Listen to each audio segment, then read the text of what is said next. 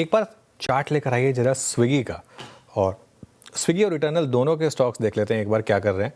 और स्विगी कल पिटा और आज भी डे लो पर है, और आई थिंक एक हफ्ते का चार्ट है क्या इसका? कल रिएक्ट किया था ना ऐसे नंबर्स पर? हाँ, कल रिएक्ट किया था। कल आई थिंक हमने इसको रेड में भी लिया था बिग स्टॉक्स में, और हाँ कल भी अच्छी खासी गिरावट थी, आज भी गिरावट है। लेकिन आज इटर्नल भी गिरा है, ऐसा क्यों हो रहा है? क्या कंपटीशन बढ़ रहा है यहाँ पर?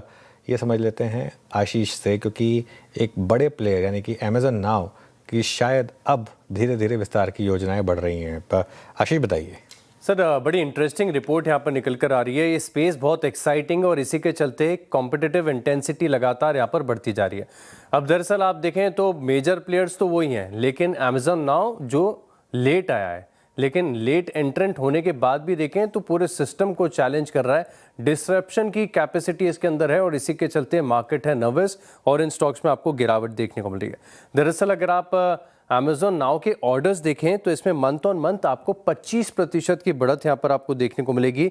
और इसमें खास बात क्या है कि अमेज़न प्राइम के जो मेंबर्स हैं और एक बार वो अमेज़न नाउ पे शिफ्ट कर देते हैं क्विक कॉमर्स के लिए, तो उसके बाद उनकी जो ऑर्डर फ्रीक्वेंसी है इसमें 3 गुने की बढ़त, यानी ऑर्डर इनके पास ऑलरेडी एग्जिस्टिंग क्लाइंट बेस है, कस्टमर्स ऑलरेडी हैं, बस एक बार उनको शिफ्ट करना है अमेज़न नाउ पर और वहाँ से ग्रोथ यहाँ पर देखने को मिल सकती है। अच्छा, क्योंकि अमेज़न है, डीप पॉकेट्स हैं, सबको पता है कि बहुत ज़्यादा पैसा है, खर्च करने की भी कैपेसिटी, बर्न करने की इनकी काफ़ी ज़्यादा है, तो इसी के चलते आप देखें तो पूरा इंफ्रा इनके पास इन स्पेस है। और चाहे लॉजिस्टिक्स कंपनीज के लिए देखें, पैकेजिंग के लिए देखें, इन्होंने दूसरों को आउटसोर्सिंग करके यहाँ पर नियुक्त कर रखा है। लेकिन अब खास बात यह है कि सबसे बड़ा, अगर आप इंडस्ट्री को समझ लेते हैं, एक बार मैं स्क्रीन पर डेटा आपके लेकर आता हूं जहां पर आपको समझ में आएगा कि फिलहाल क्विक कॉमर्स में चल क्या रहा है, तो इसको बड़े ध्यान से देखिएगा। ये पिक्चर एक बार आपने देख ली तो आपको पूरी इंडस्ट्री में समझ में आ जाएगा क्या चल रहा है। देखिए, ब्लिंकिट अभी भी अनडिस्प्यूटेडली मार्केट लीडर बना हुआ है, क्योंकि इनकी जो डार्क स्टोर की क्षमता है ना वो सबसे ज़्यादा है। इनफैक्ट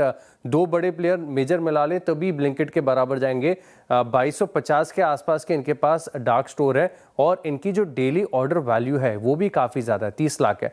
बहुत ही यंग कंपनी है जेप्टो, लेकिन ये भी देखिए अब दूसरे पायदान पर आ चुके जिसमें 25 लाख से ज़्यादा डेली ऑर्डर है और 1100 डार्क स्टोर्स का नेटवर्क है। इंस्टामार्ट में भी देखें तो 12 लाख के आसपास और अगेन 1150 इनके पास डार्क स्टोर्स हैं।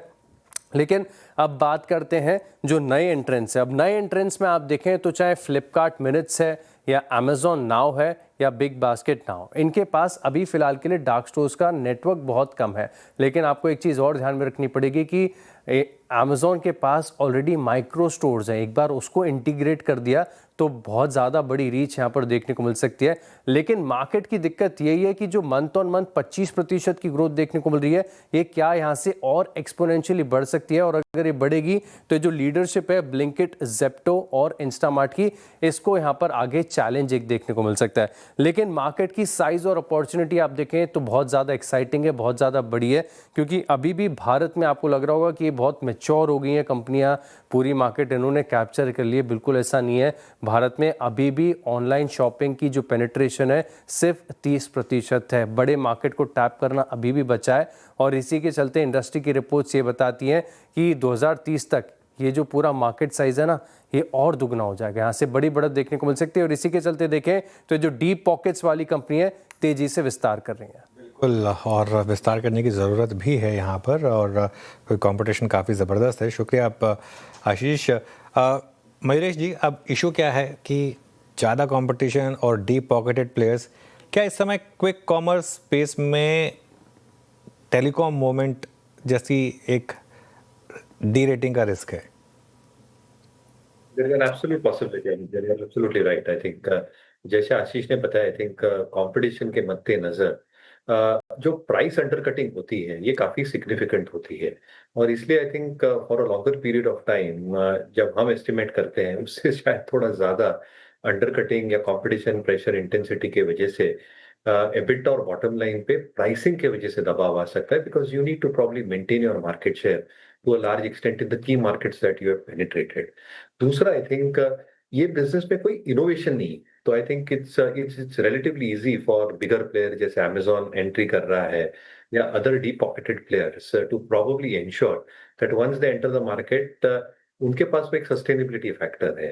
अमेजोन की आप हिस्ट्री निकाल के देखिए, I think in any area that they probably entered, और मैं उनके सीईओ का, ग्लोबल सीईओ का इंटरव्यू सुन रहा था कुछ दिनों पहले।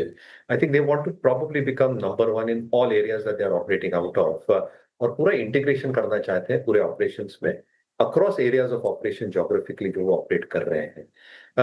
हैविंग सेड दैट, कहीं ना कहीं आई थिंक जो मार्जिन इंप्रूवमेंट हम देखना चाहते हैं वो शायद रिलेटिवली लॉन्गर पीरियड तक सबड्यूड रह सकता है।